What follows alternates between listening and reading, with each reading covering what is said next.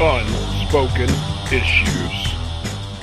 Ladies and gentlemen, welcome to the Unspoken Issues podcast. That's right, we're finally coming back at you here with a new episode. We set up a new poll right there on the Unspoken Decade Facebook. And joining me tonight, I'm Jesse Starcher, by the way. Joining me this evening is none other than Chris Armstrong. Chris Armstrong, are you ready to talk some 90s comics? I'm ready. Always ready for 90s comic. Do you have the poll in front of you? Which were the two? I don't have it pulled up here, but I'm pretty sure it was between Starman, maybe number 1? Number 0. Yep. And New Mutants 95. So there were two death of issues that people were picking from. Right off the bat, when we started that poll, I thought, okay, well, I don't know much about Starman. So yeah, the plan was, I thought, okay, I'm going to pick two characters that had met their demise there in the 90s. And, immediately when I thought of that, I was like, okay, well, we got the death of Superman. There's some big characters that bit the dust. But I remember vaguely hearing about Warlock's death in New Mutants. That seemed like a big deal. I don't know anything about Starman, but I had found out that that was a character that had passed away. The powers went on, I think it was to his brother. That's kind of why I was like, okay, well, we'll pick from those two. Let's see what the fans think.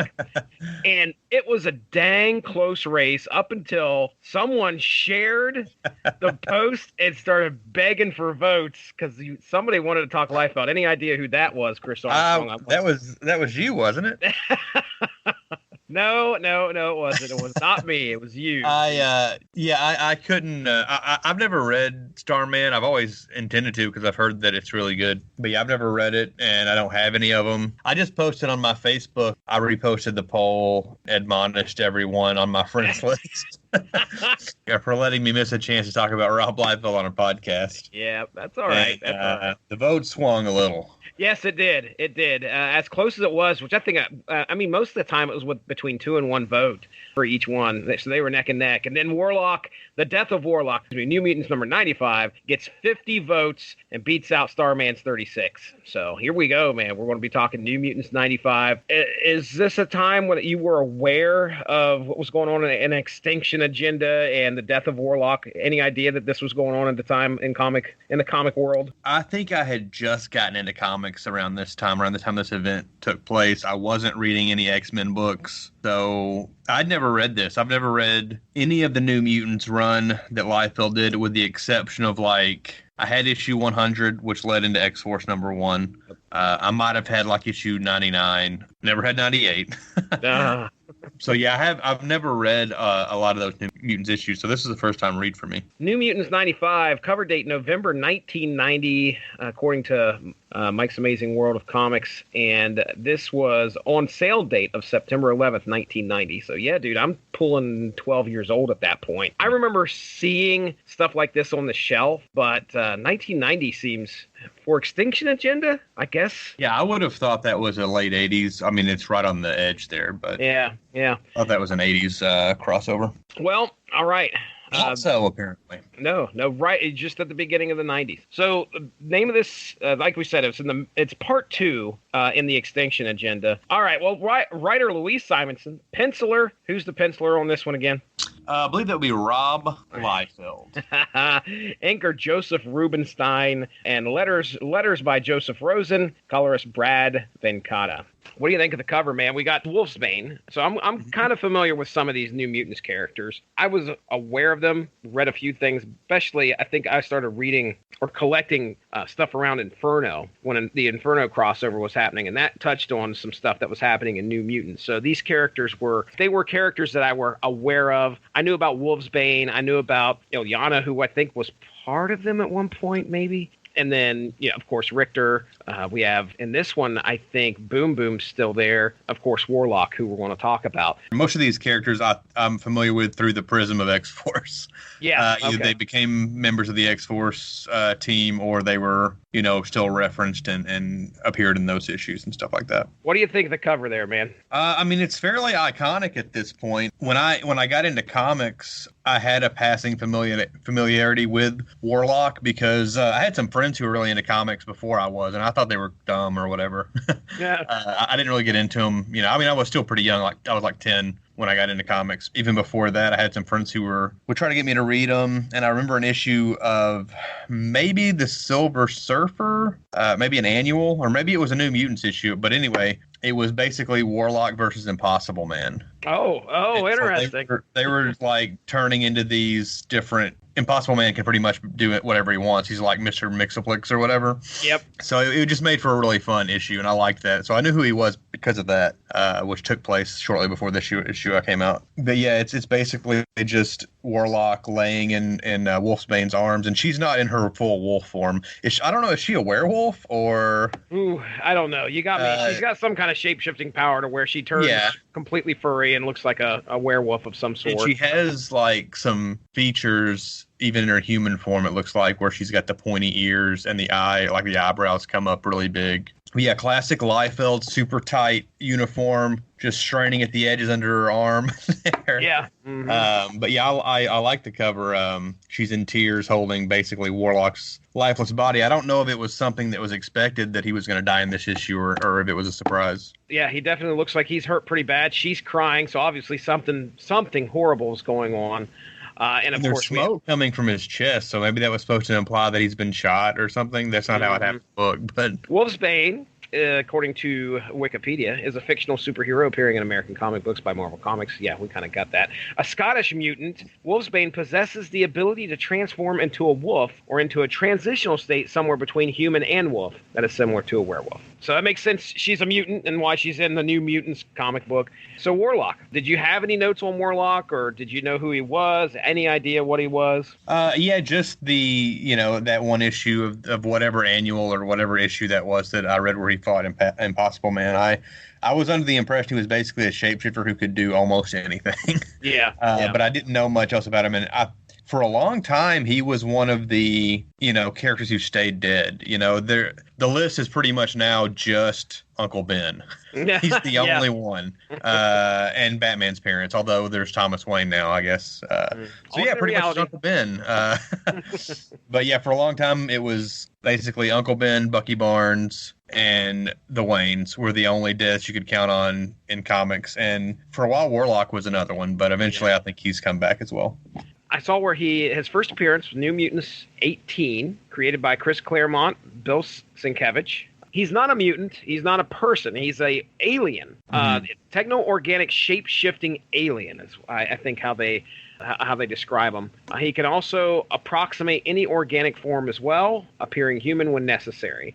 I remember his demeanor, I wouldn't say childlike, but you could say it was like he was obviously not of this world, so you could tell he was learning things, and he was very, I want to say, loyal. Like, he liked his friends. He appreciated the fact that he was on a team with the New Mutants, and he loved it seemed like he loved the people that he was around. So that was kind of the idea, the gist I got of him when I first read him, and throughout this issue. He's still this being that's learning about the world around him. Unfortunately, he runs into some problems here, specifically a foul of Cameron Hodge. You remember me telling you, the Cameron Hodge we know and love is... Love. I don't know about that. But the Cameron Hodge we know is no longer. There's some things that have changed in this book. So the New Mutants are transported to Genosha, where Boom Boom Richter, and are we going to call her, how would you pronounce Wolfsbane's name? We could probably just call her Wolfsbane. But Rain is how I've always thought it was pronounced, okay. But I don't know. That's exactly how I was going to go with it. But then I thought to myself, I wonder if it's Ronnie, like the E's long. But either way, we're going with Rain. So Richter, Rain, and a young, newly reborn teenage Storm. Did you have any idea why that was going on? I was going to ask you. I don't know what's going on with that. I thought, is that part of the process? Because something happened. The others not get changed because they're already teenagers. I didn't get it. Maybe that's something that happened, in the X-Men book or whatever. It did. During the 1988 Fall of the Mutant storyline, Storm is trapped in another dimension with Forge, who restores her elemental powers. Following her rejoining the X-Men, they defeat a demonic enemy called the Adversary in a battle in which the public believes the X-Men have died. I remember that. They survive with the help of the celestial being known as Roma. Using a spell Roma has cast upon them to be invisible to electronic equipment. I remember that too. The X-Men set up a new headquarters in a small frontier village in the Australian outback, after expelling a group of mutant hunting cyborgs called the Reavers who had been living there. Storm is captured by the cyborg Nanny. Although believed slain in that encounter, she resurfaced, having become amnesiac as a result of being physically regressed to childhood by Nanny. Okay, so anyway, she's with the New Mutants now. Now as they get transported here, they're about to become subjects/servants of the evil Cameron Hodge. And now, okay, so let's talk a little bit about Cameron Hodge here. Now, I remember him being like a regular guy at one point. Yeah, my only point of reference for Cameron Hodge, I think, is this version. Oh, really? Which is basically a sort of giant mechanical spider. Okay. With like a tiny human head at the front. Okay. I mean, it doesn't really look exactly like a spider. Kind of a large robotic, torso almost with a little tiny head in the middle of it, and then he's got like spindly, almost like spider legs coming off. He also has a big, like, Mojo style scorpion tail coming off the back as well. Yeah. He looks. He's horrific. Creepy looking. Yeah, it's horrific. Cameron Hodge first appeared in X Factor Volume 1, Number 1. I read up on why Cameron Hodge looks the way he does, because he's a bad guy, all right? And what ends up happening is, after Inferno, he makes a deal, apparently, with the demon Astra, so that he'll have everlasting life. He wants to be immortal. Well, the deal goes down, Angel finds out about his betrayal, and Angel swiftly chops his head off. Yeah. All right. That was referencing this issue, and I was like, whoa, badass, Archangel. Chops his head off, and Cameron Hodge's head is still alive. So that is why he is connecting himself to this robot, and he's able to get around. Gotta try and find Bender's body. Yeah. The New Mutants are transported to Genosha, where Boom Boom Richter, Rain, and a young, newly reborn teenage Storm are about to become subjects/servants of the evil Cameron Hodge. He plans to wipe their mind and make them slaves. Meanwhile, the techno-organic alien Warlock was transported to Genosha with his teammates, but the trip and reassembling wiped him out. Separating Warlock from the rest of the team, Hodge now has a plan to siphon Warlock's shape-shifting ability. However, while Hodge was distracted arguing with the Genoshan Gene-Engineer, Warlock escapes to find his team in a cell. Sacrificing much of his energy, Warlock is able to short out the cell doors, but is barely alive. The rest of the New Mutants escape, leaving Warlock behind with plans on reaching the outside to call in friends. When Rain heads back to get Warlock, Cameron Hodge has him hooked to machines, draining him of life. Rain tries to intervene, but is too late as Warlock screams and fades into ash. Now, I took a little screenshot of the teaser. The teaser, there we go. The teaser for the next issue? Yeah, Warlock is dead. So there you go. No coming back from that. I mean, he's ash, for Pete's sake. Yeah, there's not a whole lot. I mean, yeah, he does disintegrate into ash pretty much, so. Yeah. But outside of, it's not like a big monumental moment that you would think of, which maybe Warlock wasn't that big of a character anyway, but it's not something that was built up. Like, it seems like it just kind of happened. Yeah, and that's, of course, we're reading this in just one issue. I don't know if, like, next issue, I have no idea, because I wasn't completely reading this title as it was coming out. So I don't know if, like, the next issue, they gather themselves after this and then kind of have a funeral for a friend or something. I do know, I read the wiki, and they did say that at some point they spread his ashes over Doug Ramsey's grave. Then we get Douglock. Douglock, that's right. We get a combination of the two.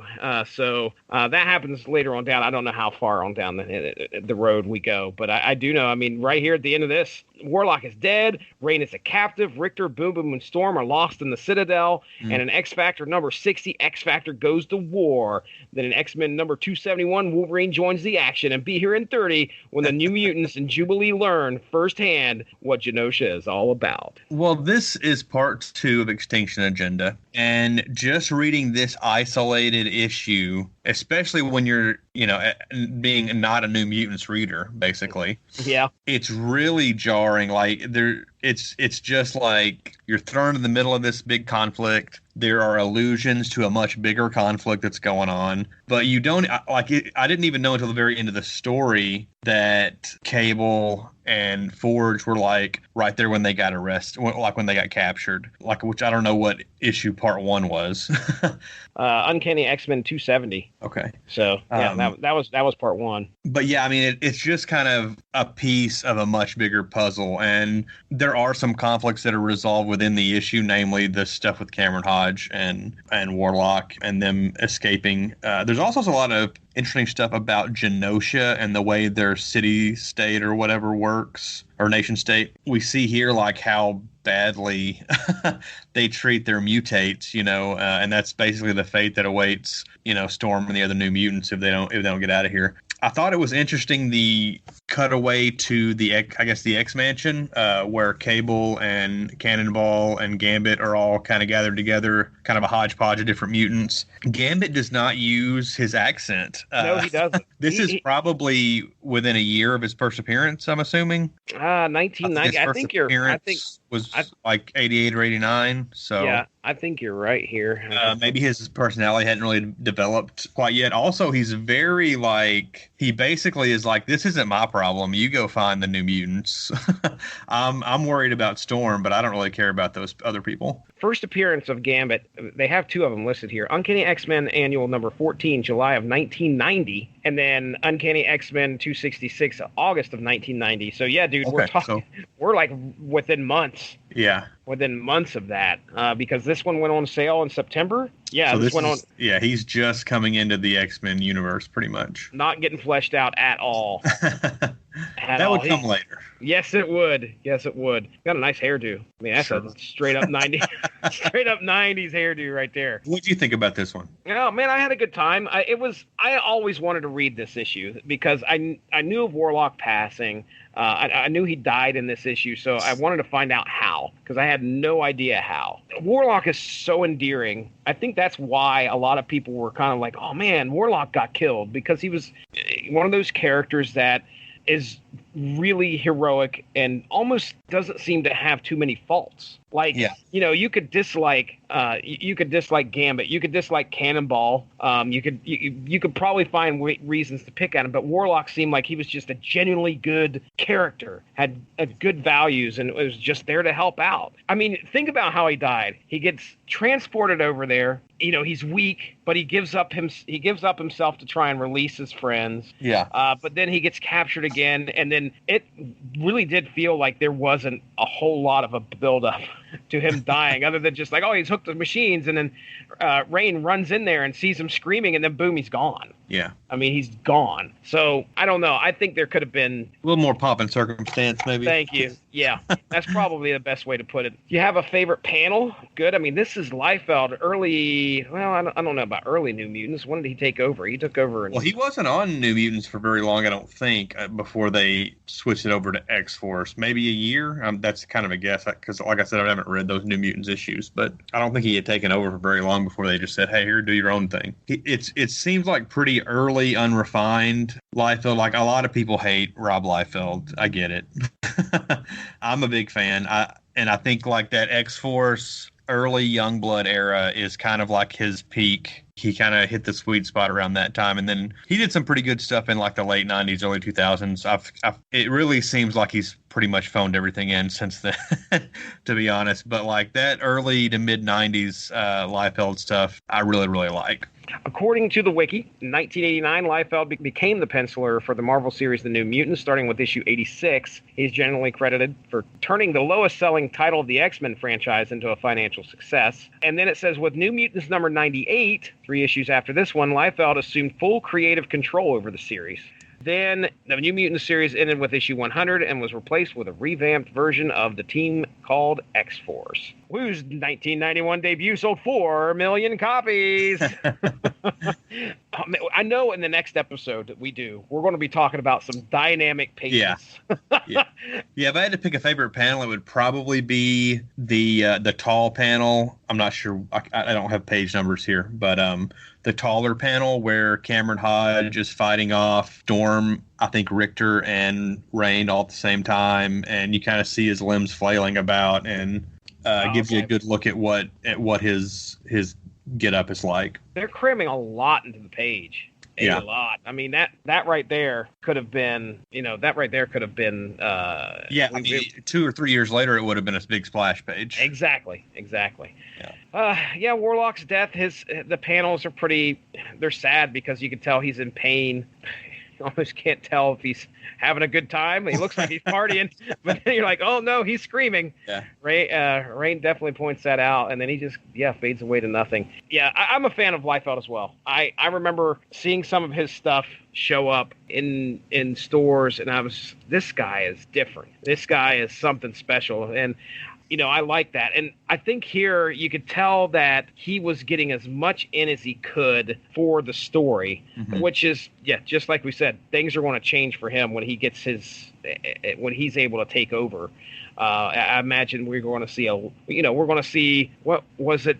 Did Liefeld do the issue that had a Spider-Man that was completely all sideways? Yeah, the sideways issues. It was Spider-Man and X-Force crossover. Yep. And the first issue I think was a X-Force issue, and then it went into Spider-Man X-Force number 4 maybe. But yeah, every page was like widescreen style where you had to hold it sideways to read it. That's innovation right there. Yeah. Very cool. That's very, for stuff. That's stuff that we just did not see a whole lot of, especially from the big two at all. Yeah, and we saw it again. Like I think we talked about it in the Fatal Attractions episode again, where Romita Jr. had an issue of Uncanny X-Men in that crossover where he had several. The whole issue wasn't that way, but he had several pages where you had to hold the book sideways to read in that format. Mm-hmm. Lee Simonson doing the writing here. I know she's been around for a while. I mean, I didn't have any gripes about the writing, so I had a good time reading. It did seem a little lengthy. It seemed like we had to get a lot of text in there. Yeah, a lot of stuff crammed in. I think that was part of the machine. Yes, sir. Had to move the storyline along. Extinction Agenda. I've never read, like I said, Extinction Agenda. I've never read Fall of the Mutants, Mutant Massacre. A lot of those 80s crossovers, that was kind of before my time, and I've never really gone back to read those. I'd really like to, because I know those are some of like the stuff that propelled the X-Men into like being the big deal at Marvel. I also want to read the early X Factor stuff that Simonson worked on with the first Apocalypse storyline, stuff like that. Those are things that that the last few months especially I've been really itching to get to. I'm looking at the cover of X-Men 270, which is Extinction Agenda Part 1. Poor Havoc. He's just always in this particular case, I'm reading the first sentence here of the plot. Genosian magistrates, backed by the cyborg Cameron Hodge, and including an amnesiac Havoc, attack the X-Mansion and kidnap Storm. So Havoc has been. We just did the Onslaught, and he was a bad guy in that one. So I don't know if that was the trick with Havoc in the early 90s. Let's just turn him into a bad guy for a minute. Now he doesn't remember who he is. Okay, now he's going to attack. So anyway, I mean, I had a good time. It was a piece of comic book history, and an important piece of comic book history that I hadn't had a chance to read about. I like the New Mutants. I mean, we get away with some, my goodness, pushing the envelope here with some naked New Mutants at the beginning. Yeah. That was probably Liefeld's contribution. It's like, I can draw ladies, and I can draw them not only scantily clad, but with no clothes on, lots of shadows. Back to Liefeld real quick. I'm on the UnspokenDecade.com Facebook page. I'm on a lot of other 90s comic book pages, or a couple other anyway. I see it on Twitter a lot. The vitriol that gets spewed, mostly at Liefeld, a little bit at like McFarlane and some of the other Image guys, but it's mostly Liefeld. It's just like I have no patience for it anymore. It's like come on, man, those jokes got old in the late 90s. Like, no feet, like. It's like, come on, come up with some new material. I was just arguing with a guy today about Liefeld on one of those 90s comics groups. It's like, if you don't like it, that's fine. But just like shitting on it for no reason, like just being a cynical asshole, I just don't have any patience for it anymore. There's a cartoon or a comic strip style. I don't know if you've seen it. I've posted it several times in different places on Twitter and in groups and stuff. And it's this little caricature of Rob Liefeld. And it's like 4 panels or maybe 3 panels. And he's saying, hey, gang, there's a lot of rumors out there about how I don't know how to draw feet. I'm here to set the record straight. And in the next panel, he's like, here we go. I'm going to show you guys step by step. Here's feet 101. And the third panel, he brings his leg up into frame. And instead of feet on one leg, it says, fuck you. And on the other leg, at the bottom, it says, I get paid. That's right. And I'm like, that's perfect. Yep. Oh, man. Have you ever watched the documentary, what the hell is it? It's on Amazon. It's the documentary. The Image Revolution? Yes. And yeah, it's very cool. Dude, he is hilarious. He's my favorite part of that documentary because he's just freaking hilarious. And he's got a great McFarlane impression. Oh, absolutely. There was a post that I'm kidding. I'm not kidding you. It was just, I swear it was like within the last 2 days. And damn, he posts a lot. Yeah. I'm going through his Twitter. See, he blocked me on Twitter, so I haven't seen it. What did you do? He about a year ago, he's a big NBA fan. He's like a big Lakers fan, and I did like a retweet of something he said about Paul George signing with the Thunder instead of going to the Lakers. And I just put hashtag bad take alert. Oh no! And he blocked me for it. Oh geez! Which he's known to have a quick block because he has to deal with assholes all the time. Yep. So I don't really blame him. Like, I don't think I deserved it, but whatever, you know. If I say Rob Liefeld and I say Captain America, there's one image that's coming. I know there's a popular image. Yes. So he tweeted out September 17th the image that we're talking about of Captain America from the side, and it says, remember when you try to faux shame me? I drew this. I drew cap tits. I drew cap tits. He doesn't give a shit. He doesn't, man. He's living that good life in Malibu. He doesn't care. Nope. He's an interesting character, and you got to think, I mean, we're looking at his early work here, 1990, in about 2 years. Oh, my gosh. Yeah. I mean, this dude's going to be in Gene commercials. He's going to be Dennis Miller. Yeah, things are just about to skyrocket for him. I've never had a problem with the dude's art. I know super nice guy. Like, I've met him at conventions a couple times. Always super nice, like super enthusiastic. Yeah. I mean, I got nothing bad to say about him except that he blocked me on Twitter. Well, I don't know. I don't know. We better save some talk about more Liefeld here when we get to the next. Yeah, we'll get to him a little bit on the next episode, I'm sure. Yeah, and we'll talk a little bit about him. So, all right. Well, very good. Let's go ahead and wrap this up here. I was looking at, you mentioned the UnspokenDecade.com. I head over there and I type in, ladies and gentlemen, go to the UnspokenDecade.com, hit the little green magnifying glass. What you want to do is let's just type in New Mutants. Okay, let's see what we get.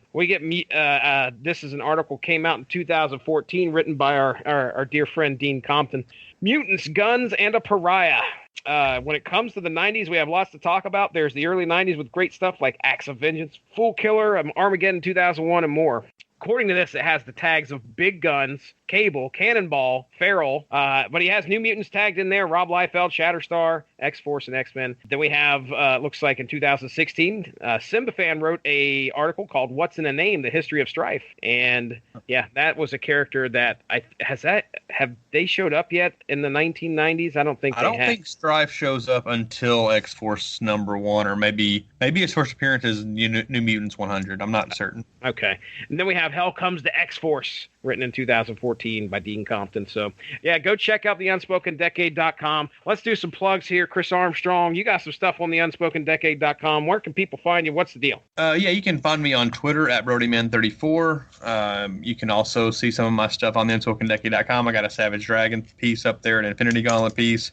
Been working on a Blood Brothers piece, speaking of Rob Liefeld, for a while now, and I should have it done pretty soon. I don't know if it'll be up by the time this airs or not, but so yeah, check out the UnspokenDecade.com and the Unspoken Decade's Facebook page. All right. If you wish to follow me, you can do so at Stiznarchy on Twitter. Me and Chris Armstrong have been hanging out over on my own podcast. It is the Source Material Comics Podcast, hitting 5 years here at the end of September, so if you want to hear us, yeah, buddy. Well, if you want to hear us talk about some great comic book action, we got some stuff over there as well. And special thanks, shout out to the Radulich and Broadcasting Network for hosting the show. So, yeah, I think that's it. This has been Unspoken Issues. That's Chris. I'm Jesse. Have a good one. Bye-bye.